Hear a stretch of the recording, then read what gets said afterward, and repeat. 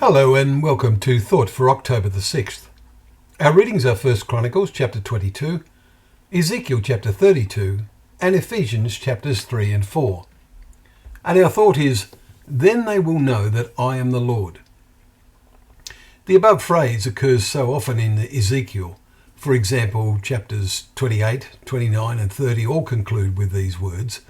And in today's chapter 32, it occurs in verse 15.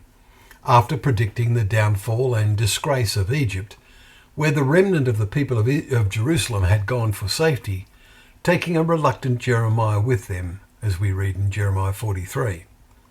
Egypt had become a great nation for centuries, as archaeology shows, and we particularly remember the experiences of Joseph.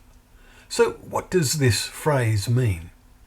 We concluded that it means that events prove that those who know and listen to the words that the prophets utter in the name of Yahweh, the one and only God, will know that He is only Yahweh, and He means what He says. We can therefore see that the fulfillment of God's words in the past and how they gave confidence and faith to those who took serious notice of His words. And today's chapter lists all the great nations that had come and gone, and Egypt was to join them in obscurity.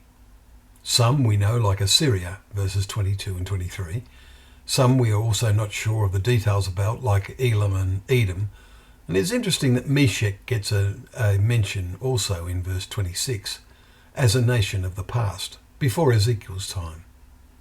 This ancient city seems to be in the area of today's Moscow and is further elaborated upon in Ezekiel 38. One could compile an up-to-date list of empires that have come and gone.